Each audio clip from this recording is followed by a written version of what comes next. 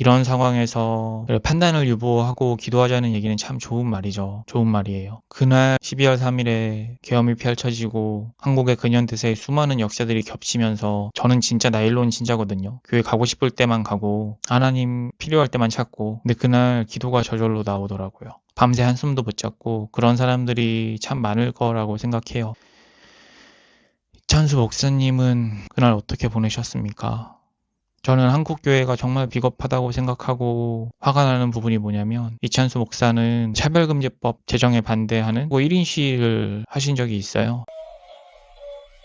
안녕하세요. 전광훈과 이영훈에 이어 오늘은 박안수와 이찬수에 대해서 이야기해보려고 합니다. 먼저 박안수 계엄사령관, 육군참모총장. 이 사건 이전에는 박안수 장군님이라고 불렀겠지요. 이분이 미담이 많더라고요. 예능 중에 진짜 사나이였나? 거기에 나왔던 적도 있고, 사단장이나 연대장 같은 거 할 때 장교들은 모를 거라고 생각할지 모르겠지만 일반 병사들은 다 알거든요. 이 사람이 자기 진급에만 목숨 거는 사람인지 정말로 자기 휘하에 있는 부대원들을, 병사들을 아들이나 조카나 동생처럼 그 장교 본인의 나이에 따라서 조금씩 다르겠죠. 그렇게 정말 사람으로 대하고 돌보는지 좋은 장교였던 것 같아요. 좋은 장군이었던 것 같고, 저는 계엄 이후에 이 사람이 언론에 회자되는 중에 가장 인상 깊었던 장면이 요거거든요. 국가조창기도에서 기도하는 모습. 교회 다니시거나 다니셨던 분은 낯선 장면이 아니죠. 아마도 찬양을 하고 있는 것 같은 그런 모습. 이분이 그 영장 실질 심사를 포기했더라고요. 지금 이분이 어떤 마음의 상태로 지내고 계신지 모르겠지만 아마도 양심의 가책 같은 것이 굉장히 많지 않을까 하는 생각이 듭니다. 좋은 군인이었는데. 박안수라는 사람에 대해서는 잠깐 여기까지만 얘기하고 이찬수라는 사람에 대해서 이야기를 해볼게요. 분당 우리 교회 목사죠. 좋은 목사라고 생각합니다. 아니, 좋은 목사라고 생각해왔습니다. 저는 사랑의 교회 옥하는 목사님 참 좋아했고, 아마 옥하는 목사님 싫어하는 사람은 잘 없었을 것 같아요. 한국교회가 아무리 찢어졌어도 모두에게 존경받고 인정받는 유일한 돌아가신 분들 중에, 또 현존하는 소위 말하는 초대형 교회 목사 중에 한 분이 있다면 옥하는 목사님이라고 생각을 하는데,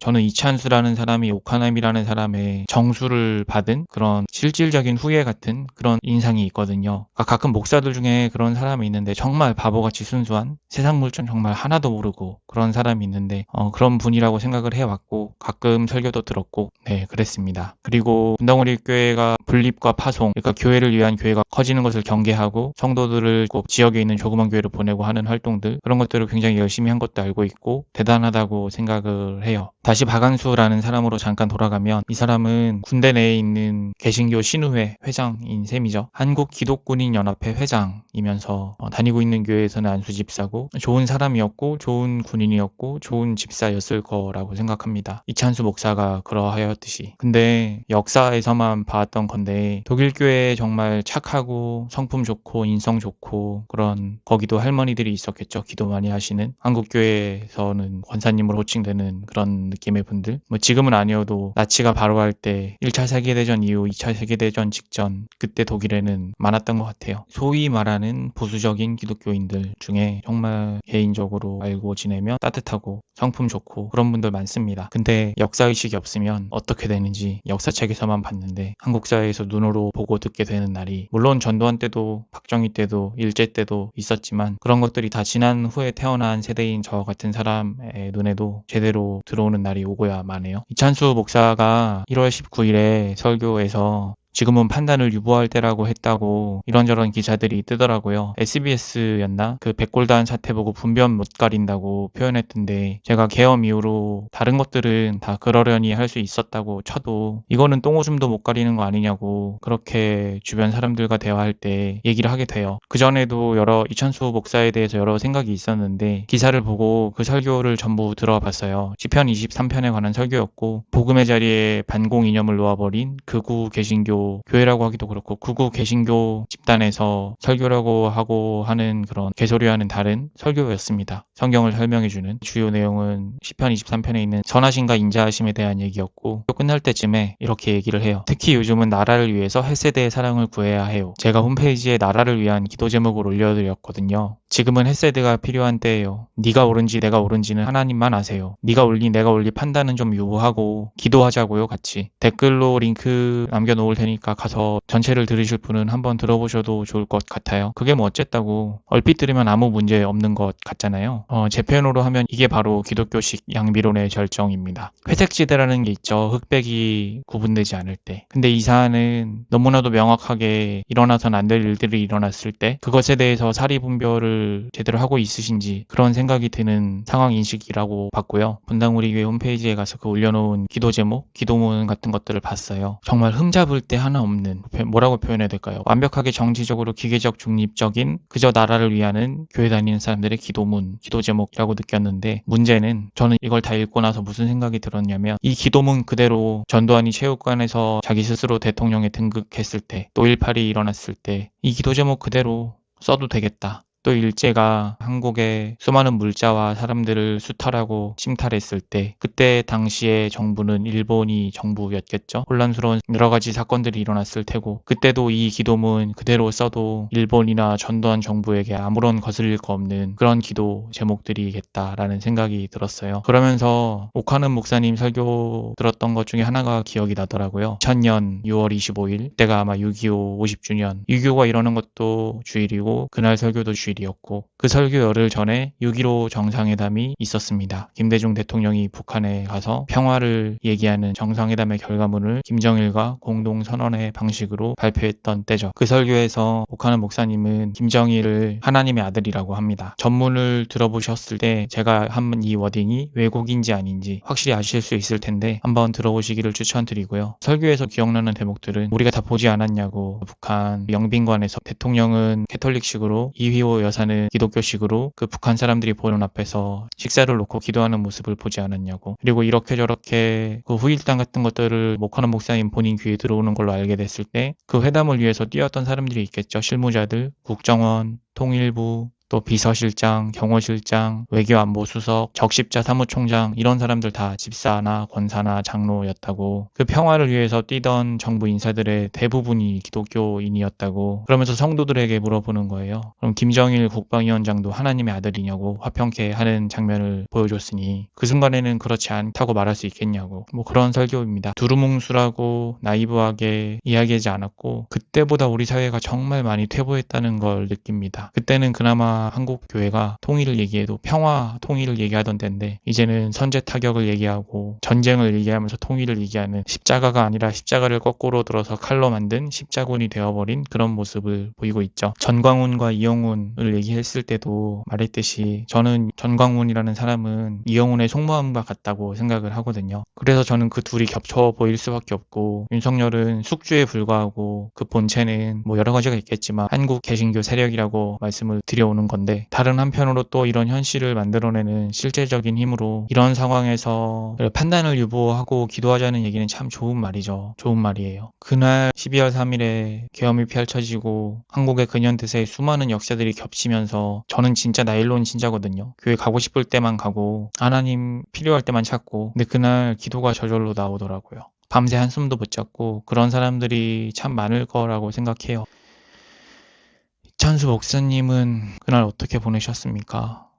저는 한국교회가 정말 비겁하다고 생각하고 화가 나는 부분이 뭐냐면, 이찬수 목사는 차별금지법 제정에 반대하는 1인 시위를 하신 적이 있어요.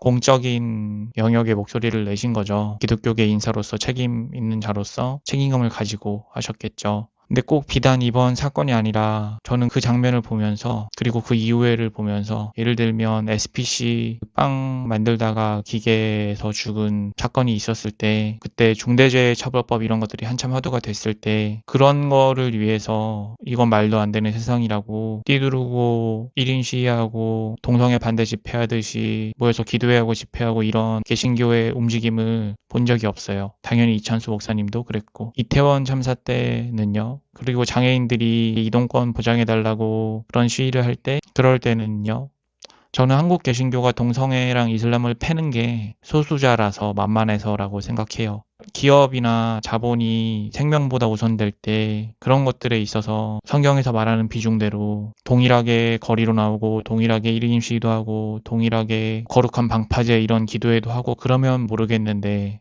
그런 거에는 사회 참여를 하지 않으면서 한국 근현대사 내내 로마서 13장 가지고 권세에 순복하라고 군사 독재 정권 때는 설교했다가 노무현 정부 때 사학법 건드리니까 로마서 13장 논리는 어디다 갑자기 치워버리고 거리로 나왔던 그 패턴의 다른 버전이라고 생각해요. 좋은 목사, 좋은 집사, 좋은 군인이, 좋은 사람이 역사의식 없을 때 얼마나 큰 해악을 끼칠 수 있는지 이찬수라는 사람과 박안수라는 사람을 보면서 다시 한번 뼈에 새깁니다. 두 분 다 아마 자연인 대 자연인으로 만나면 저 같은 사람하고는 비교도 할 수 없을 만큼 성품도 훌륭하시고 좋은 분들이실 거라고 생각해요. 근데 두 분이 전두환 때였다면, 일제시대 때였다면 어떤 군인과 어떤 목사였을까 생각해보면 저는 끔찍합니다. 제가 교회를 처음 떠났을 때 결정적인 계기였던 사건이 세월호 때 우는 자들과 함께 울지 못하는 무강박하고 시대와 괴리돼서 자기 인식 능력이 떨어지는 그런 교회의 모습이었는데, 그때 기독교인들이 되게 많이 설교로 들어서 엄청 많이 강조되는 고린도전서 13장 사랑장에 대해서 한 구절 한 구절 다시 읽어보면서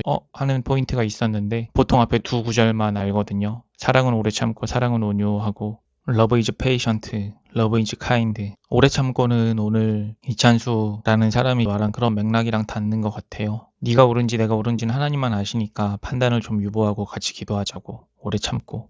Love is kind는 친절한인 거죠. 타인을 대할 때, 또 자신을 대할 때. 저는 안에서 우러나오는 친절이 아니라 교회라서 또 사회생활이라서 하는 친절을 좀 간지러워하기도 하고 어떤 경우에는 역겨워하기도 하는 편인데, 서로 죽일 듯이 미워하는 거 다 아는데 앞에서 아닌 척하고 웃는 모습들을 보면 사람 같지가 않거든요. 근데 보통 기독교인 하면 생각하는 건 그런 두 모습이죠. 오래 참으면서 웃는 모습, 착하게. 그런데 사랑은 불의를 기뻐하지 아니하고라는 구절이 있더라고요. 5.18이 있었던 나라에서 군인들이 국회 유리창을 깨고 진입하게 한 대통령의 계엄 선포가 불의인지 아닌지도 분간이 안 간다면 그건 나름대로 참 대단한 지경의 신앙인 것 같습니다. 오늘은 여기까지 하고 마치겠습니다. 전광훈과 이영훈 영상 때도 그랬고 지금도 그렇고 이 두 편의 영상들은 만들려고 카메라를 켰을 때 특히 마음이 참 좋지 않네요. 영상 봐주시는 분들이 있다는 걸 알고 있습니다. 제가 이 채널을 하는 이유는 더 이상 뭐라도 지금 이거라도 안 하면 정말 안 될 것 같아서, 그리고 제 안에 이런 종류로 인한 갑갑함과 괴로움이 너무 커서가 1번인데요. 역시나 저 혼자만 이런 건 아니고 이런 분들이 있는 것 같아요. 전광훈과 이영훈, 박안수와 이찬수 같은 분들은 여러분을 위한 채널들, 설교들 유튜브에 깔리고 깔렸으니까 제 영상 안 봐주시고 그런 대로 가주셨으면 좋겠습니다. 네, 진짜 마칠게요. 이상입니다. 새해 복 많이 받으시고 감사합니다.